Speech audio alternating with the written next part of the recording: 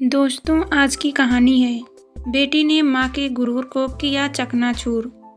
कहानी पसंद आए तो वीडियो को लाइक और सब्सक्राइब जरूर करना। आधुनिकता का दम भरने वाली सुजाता को अपने स्टैंडर्ड्स पर बड़ा गुमान था, मगर एक रोज उसकी बेटी सोनाक्षी ने ऐसा क्या किया कि सुजाता का गुरूर खुद ब खुद चकनाचूर हो गया।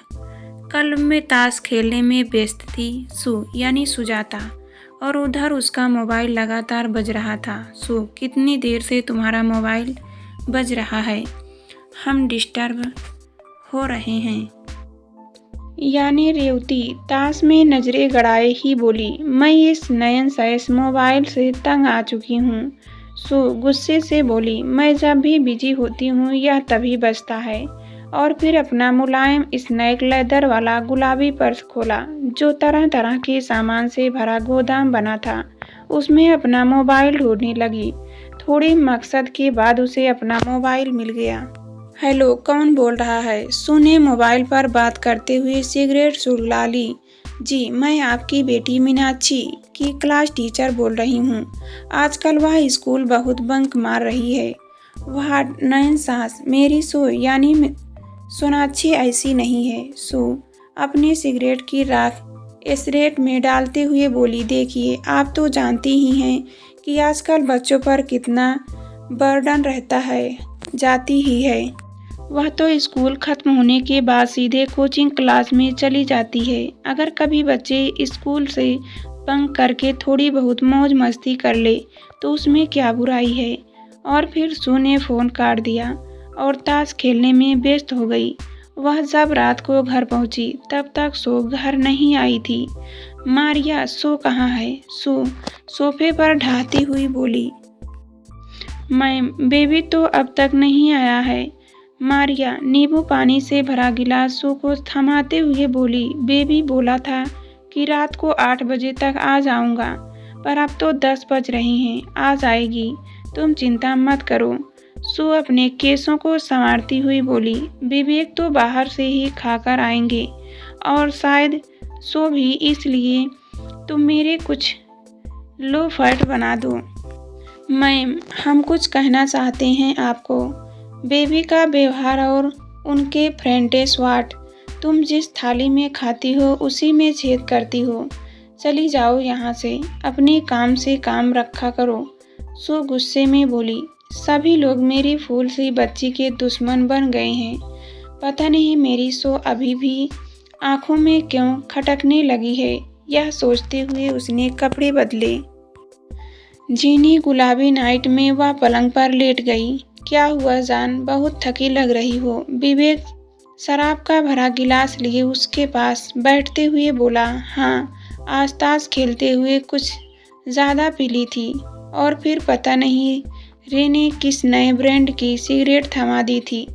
कमबख्त ने मज़ा तो बहुत दिया, पर शायद थोड़ी ज़्यादा स्ट्रॉन्ग थी। करवट लेते हुए बोली, पर तुम इस समय क्यों पी रहे हो? अरे भाई, माइंड रिलैक्स करने के लिए शराब से अच्छा कोई विकल्प नहीं। और फिर सामने शराब तैयार हो तो शराब की क्या बिसात। कहते हुए विवेक ने अपना गिलास के होठों से लगा दिया। You naughty. ने विवेक को गहरा किस किया और फिर कंधे से लगी शराब पीने लगी। सोनाक्षी कहाँ है? विवेक के केसों में उंगलियां फिराते हुए बोला, होगी अपने दोस्तों के साथ। अब बच्चे इतने प्रेशर में रहते हैं तो थोड़ी बहुत मौज मस्ती तो जायज़ है।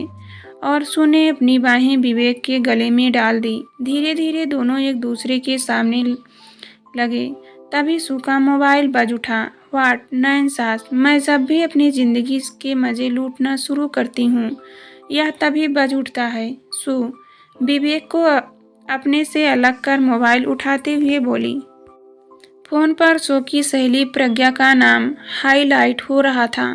पहले तो का मन किया कि वह अपना मोबाइल ही बंद कर दे और फिर से अपनी काम क्रीड़ा में लिप्त हो जाए, पर फिर उसका मन नहीं माना और अपना फ़ोन ऑन कर दिया।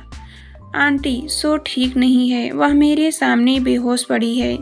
प्रज्ञा रोते हुए बोली, तुम मुझे जगह बताओ, मैं अभी वहाँ पहुँचती हूँ। कहकर सू ने तुरंत अपने कपड़े बदले और गाड़ी लेकर कहाँ चल दी। वैसे वह विवेक को भी अपने साथ ले जाना चाहती थी, लेकिन वह सो चुका था, उसे ज़्यादा चढ़ गई थी। जब सू प्रज्ञा के बताए पत्ते पर पहुंची तो हैरान रह गई। सारा हॉल शराब की बदबू और सिगरेट के धुएं से भरा था। सू सामने बैठी नींबू पानी पी रही थी। क्या हुआ तुम्हें? सू के स्वर में चिंता थी। मम्मा, अब तो ठीक हूँ, बस आज कुछ ज़्यादा हो गई थी। सो अपना सिर हिलाते हुए बोली। तुमने ड्रिंक ली थी? सू ने चौंक कर पूछा। तो क्या हुआ मम्मा, तुम ऐसा कैसे कर सकती हो? सू परेशान हो उठी।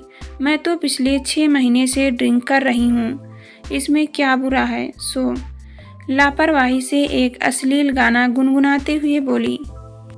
पर तुम तो कोचिंग क्लास जाने की बात कहती थी और कहती थी कि माइंड रिलैक्स करने के लिए तुम थोड़ा बहुत हंसी मजाक और डांस वगैरह कर लेती हो, पर यह शराब, व्हाट नाइंसास।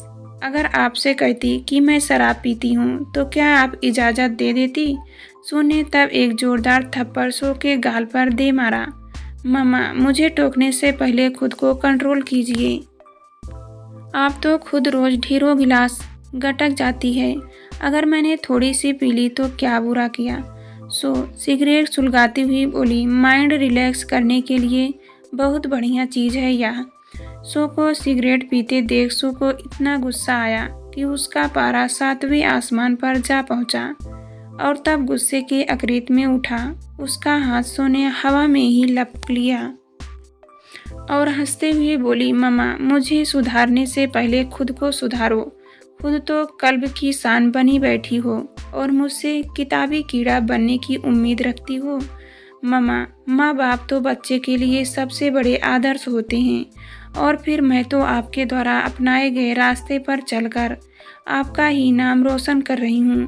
कहकर सिगरेट की राख शर्ट में डाले और अपने दोस्तों के साथ विदेशी गाने की धुन पर थिरकने लगी। तभी बाहर से हवा का एक तेज झोंका आया और उसके शर्ट में पड़ी राख उड़कर सू के मुंह पर आ गिरी।